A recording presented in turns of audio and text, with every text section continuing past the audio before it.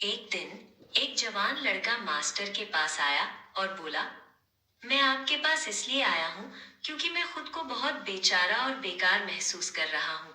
मैं जीना नहीं चाहता। मेरे आसपास हर कोई कहता है कि मैं एक लूजर, बेवकूफ और एक बेवकूफ हूँ।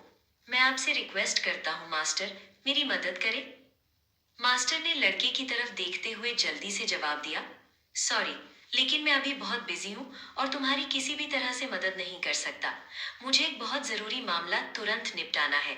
और एक पल सोचने के बाद कहा, लेकिन अगर तुम मेरे काम में मेरी मदद करने के लिए राजी हो, तो मुझे तुम्हारे काम में तुम्हारी मदद करने में खुशी होगी। खुशी से मास्टर, वो बुदबुदाया, ये देखते हुए कि उसे एक बार फिर बैकग्राउंड में धकेल दिया जा रहा है। बहुत अच्छा। मास्टर ने अपनी बाईं छोटी उंगली से एक सुंदर पत्थर वाली छोटी अंगूठी निकालते हुए कहा, घोड़ा लेकर बाजार के चौक पर सरपट दौड़ो। मुझे ये अंगूठी बेचकर कर्ज चुकाना है। इसके लिए जितना हो सके उतना ज्यादा दाम लेने की कोशिश करो और किसी भी हालत में सोने के सिक्के से कम कीमत पर राजी मत होना। घोड़े पर सवार होकर जितनी जल्दी हो सके वापस आओ। उस लड़के ने अंगूठी ली और सरपट दौड़ा। बाजार के चौक पर पहुंचकर उसने व्यापारियों को अंगूठी देनी शुरू की और पहले तो उन्होंने उसके सामान को दिलचस्पी से देखा, लेकिन जैसे ही उन्होंने सोने के सिक्के के बारे में सुना, अंगूठी में उनकी सारी दिलचस्पी तुरंत खत्म हो गई।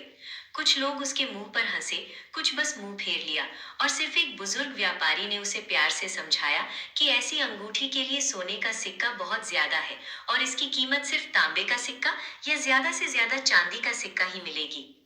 बूढ़े आदमी की बातें सुनकर लड़का बहुत परेशान हो गया, क्योंकि उसे मालिक का हुक्म याद आ गया था कि कीमत कभी भी सोने के सिक्के से कम नहीं करनी है। पूरे बाजार में घूमने और 100 से ज्यादा लोगों को अंगूठी देने के बाद लड़का फिर से अपने घोड़े पर सवार हुआ और वापस लौट आया। अपनी नाकामी से बहुत दुखी होकर वो मास्टर के पास गया। मास्टर, मैं आपकी रिक्वेस्ट पूरी नहीं कर पाया, उसने दुखी होकर कहा। ज्यादा से ज्यादा मुझे अंगूठी के बदले कुछ चांदी के सिक्के मिल सकते थे, लेकिन आपने मुझसे कहा था कि सोने के सिक्के से कम पर समझौता मत करना, और ये अंगूठी इतनी कीमती भी नहीं है। तुमने अभी एक बहुत जरूरी बात कही मेरे बेटे, मास्टर ने जवाब दिया। अंगूठी बेचने से पहले उसकी असली कीमत पता कर लेना अच्छा रहेगा। खैर, ये काम एक जौहरी से बेहतर कौन कर सकता है। जौहरी के पास जाओ और उससे पूछो कि वो अंगूठी के लिए हमें कितने में देगा। लेकिन वो जो भी कहे, अंगूठी मत बेचना बल्कि मुझे लौटा देना। वो लड़का अपने घोड़े पर वापस चढ़ा और जौहरी के पास गया। जौहरी ने एक मैग्नीफाइंग ग्लास से अंगूठी को बहुत देर तक देखा, फिर उसे एक छोटे स्केल पर तौला और आखिर में लड़के की ओर मुड़ा। मास्टर से कहो कि अभी मैं उन्हें 58 सोने के सिक्कों से ज्यादा नहीं दे सकता, लेकिन अगर वो मुझे टाइम दे तो मैं डील की अर्जेंसी को देखते हुए 70 में अंगूठी खरीद लूंगा। 70 सिक्के? लड़का खुशी से हंसा, जौहरी को थैंक यू कहा और पूरी स्पीड से वापस भागा। यहाँ बैठो, मास्टर ने जवान आदमी की मजेदार कहानी सुनकर कहा, और जान लो बेटा कि तुम वही अंगूठी हो, कीमती और यूनिक, और सिर्फ एक सच्चा एक्सपर्ट ही तुम्हारी तारीफ कर सकता है।